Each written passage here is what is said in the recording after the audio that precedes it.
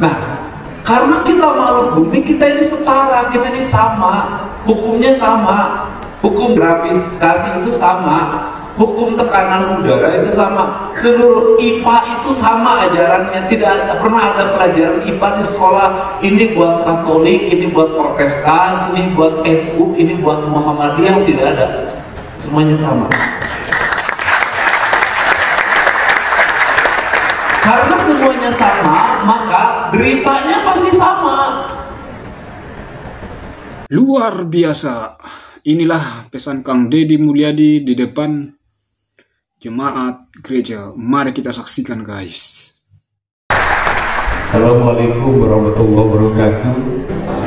Sampurasun seluruh jamaah yang hari ini sudah, kata orang Sunda itu, bermunajat, melakukan proses kontemplasi diri untuk membangun nalar keseimbangan ruhani yang sempurna antara raga dan rasa, antara makhluk dan kholik, antara yang diciptakan dengan yang menciptakan.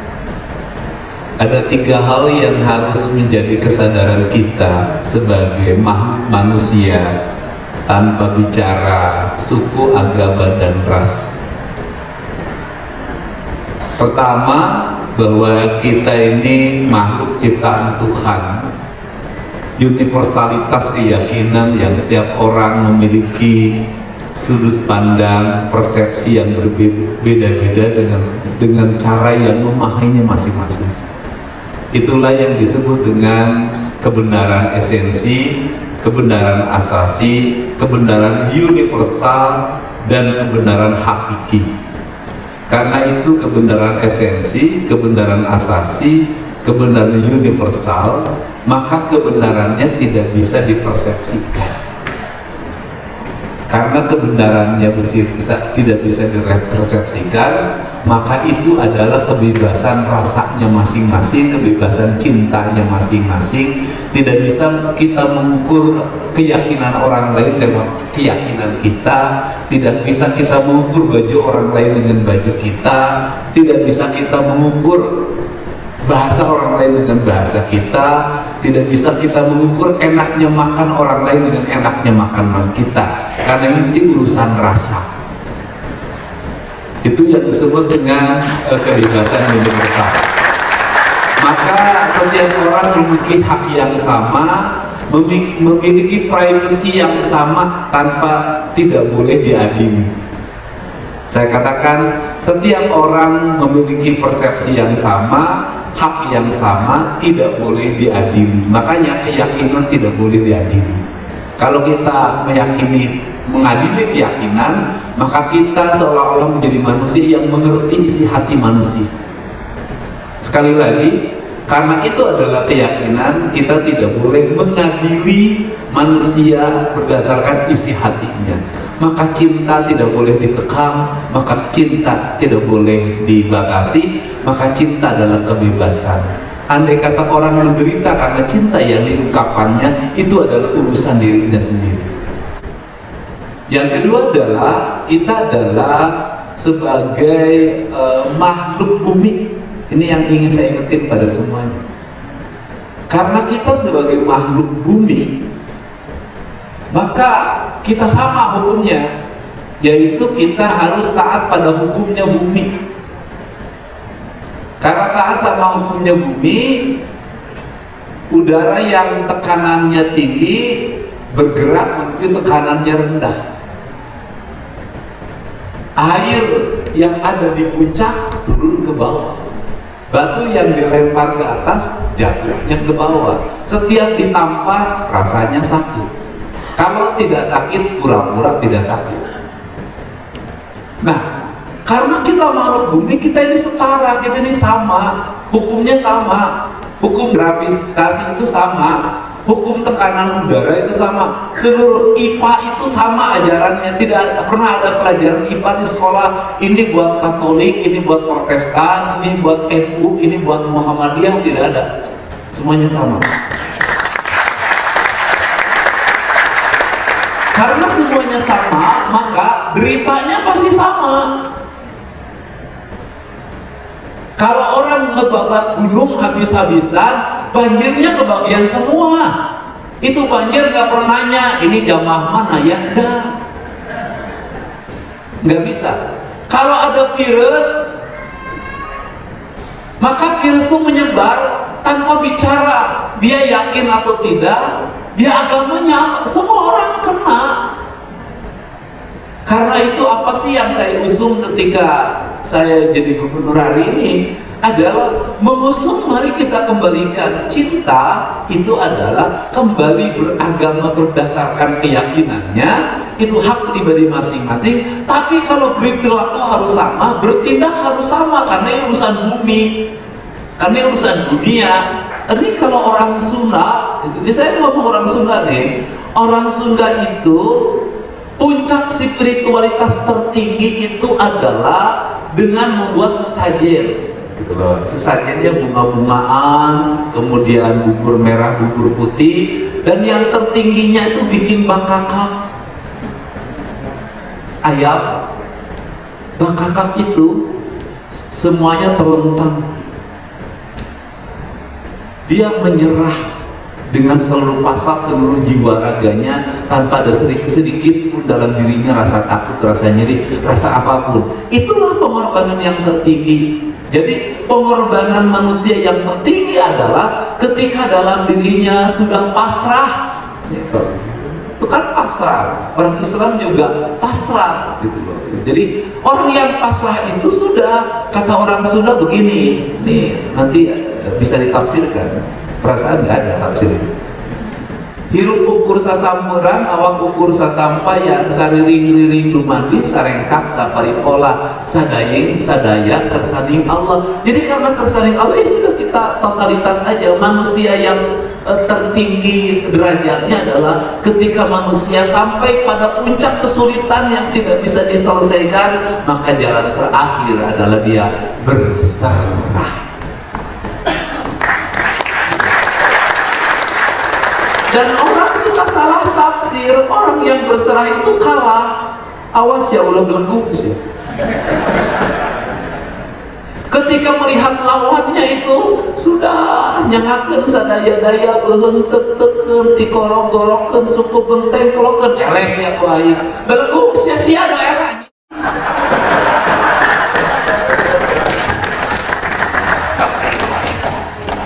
Yang kalah itu ketika orang sudah begini lantas masih begini merasa paling hebat. Kamu yang kalah, dia yang menang. Maka berhati-hatilah ketika kita menyakiti orang yang orang itu tidak melawan. Hati-hati. Kenapa? Dialah pemenang dari sebuah pertarungan. Hari itu memang seperti dia tersakiti, hari itu dia kalah. Tapi ingat, seluruh semesta menyaksikannya dengan penuh cinta dan rasa. Kau akan dihancurkan pada suatu saat atau pemakan. Makanya kalau di wayang itu selalu siapa sih orang yang kalau disakiti itu tidak pernah melawan Semar. Mangga jangakeun gamparan juragan Abi Nun sadaya-daya. Kita terbalik, yang menang itu nah itu makanya dari teologi-teologinya mengajarkan itu, mengajarkan penyerahan, mengajarkan kepasrahan. Sama Islam juga mengajarkan kepasrahan, totalitas disebutnya. Nah karena ini bumi, maka saya ngajak pada semua nih yang merasa mencintai Jawa Barat, yang merasa mencintai Nabi Isa alaihissalam. Bapak dan Ibu bilangnya yes, Tuhan Yesus, sudahlah. Betapa bumi ini disakiti oleh kita semua. Tanah ini kan ibu kita, sebutnya Ibu Pertiwi. Orang Sunda nyebutnya Sunan Ambu. Betapa kota Bandung itu begitu sakit. Tanah digali, disimpan beton. Apa tanah nggak sakit? Orang Sunda itu sebenarnya nggak boleh. Dia harus di atas, nggak boleh ada yang tersakiti tanah itu. Itu orang Sunda. Tapi saya baru setengah Sunda, setengah modern. Nah, kemudian betapa air itu sakit. Itu Citarum, sudah di atasnya ibu kandungnya, yaitu pohon-pohon yang rindang dan besar itu dibabat habis. Kuno hayang benghar, terus benghar akar benghar. Kenapa terus benghar? Sudah duitnya banyak, masih ngemplang terus, makin ngerampok terus, masih nyuri terus, masih ngambil hak orang terus. Ari siaran modal, masa 2000 tahun lagi suka ngepae. Udah sakit. Terus turun lagi ke bawah, sakit lagi, modal kasusuka. Limbah rumah tangga deterjen dimasukin ke air lagi, kemudian limbah pabrik ke air lagi. Anda berdoa di gereja, Anda berdoa di masjid, merasa diri paling ahli ibadah, Anda buang limbah racun ke pabrik ke Citarum, bohong ibadah Anda. Waduh. Kenapa? Anda berbuat tidak baik. Mencuci barang tambang dengan merkuri, Anda uang itu disumbangin ke gereja, Anda uang itu sumbang ke masjid. Orang tahu menyebut Anda adalah ahli ibadah, ahli sosial, orang dermawan. Tuhan mengutuk Anda.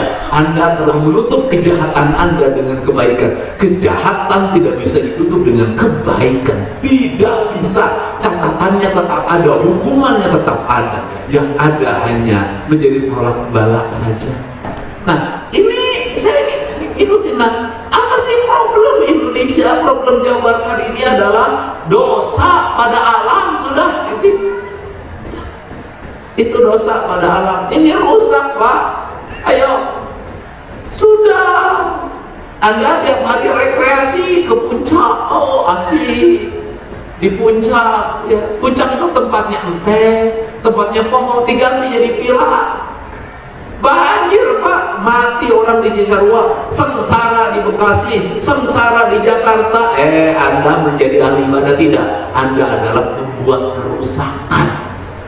Jadi saya ngajak pada gereja, pada masjid semuanya, mari kita bersama-sama hari ini dan ke depan taubat. Taubat kita adalah taubat ekologi, taubat pada yang kita telah menista ciptaan Tuhan, yang kita tidak mengerjakan sebagaimana fitrah penciptaannya. Kenapa? Hidup pengen harmoni, hidup pengen damai. Orang kaya punya rumah di kota Bandung, punya rumah di Jakarta, ada kolam renangnya, ada salon yang pakai lift naik ke lantai atasnya, kamarnya gede, kamar mandinya segede lapang sepak bola. Ya kan, ruang TV-nya ada, ruang keluarganya ada, rumahnya nggak pernah diisi. Kalau Jumat dan Sabtu pergi ke gunung, kalau Jumat dan Sabtu pergi ke gunung, berarti rumah yang megah pakai AC itu tidak membuat Anda damai. Tetap saja tempat yang terbaik untuk menyepi adalah gunung. Lahirlah healing. Siapa yang suka healing? Orang-orang agar healing. Healing itu orang-orang agar healing. Karena apa? Karena orang-orang yang healing hidupnya senantiasa tenang, tentram, dan damai. Karena dia eling pada tiga: eling ka Gusti, eling ka diri, dan eling ka sasama hirup. Sing areling urang patut. Terakhir, kita juga harus ini, saya ingetin juga, berpasrah. Kita harus menghormati pengorbanan sopir kita. Supir Anda bersama istri muda, sopirnya nungguin 2 jam. Dia istrinya ditinggalin, bener gak?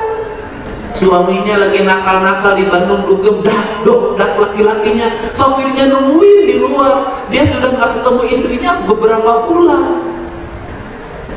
Pulang mabuk dari dugem, sopirnya nungguin, harus jaga rahasia ke istrinya.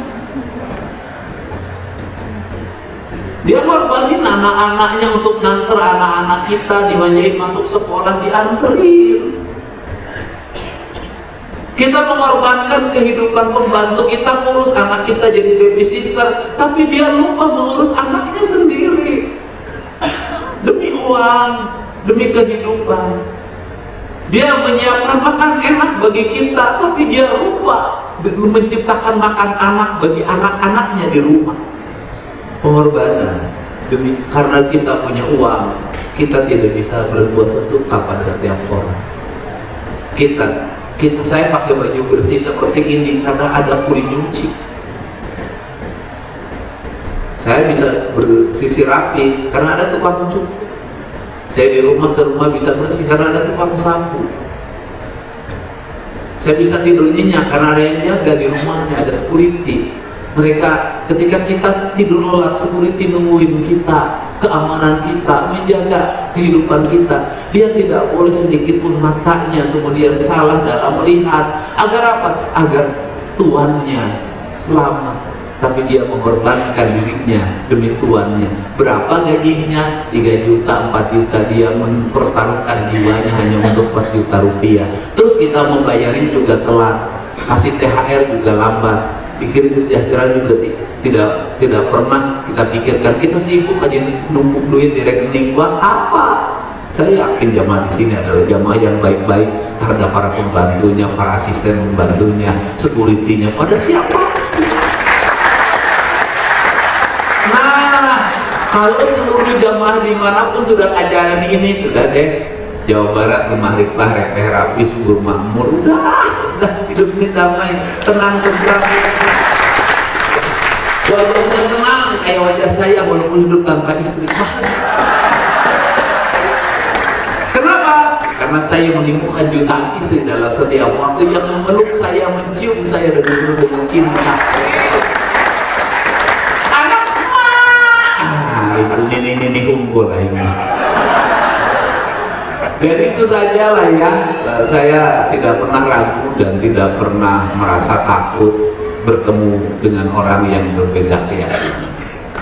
Gitu. Tapi saya akan selalu menghindari bertemu dengan siapa? Orang-orang pelit dan orang-orang serakah. Saya gak mau ketemu. Takut ini negatifnya pindah sama saya. Tapi kalau sama orang-orang baik seperti ini, mudah-mudahan baiknya menangisnya bukan hanya ketika beribadah, tapi menangisnya juga di rumah dimanapun senantiasa menangis demi kemanusiaan. Terima kasih. Jadi pesannya, Go Green itu bukan cuma tren ya Bapak Ibu, tapi gaya hidup, benar ya Kang? Iya. Betul ya? Pokoknya jangan beli skincare mahal-mahal selama kasih gaji pembantu masih murah.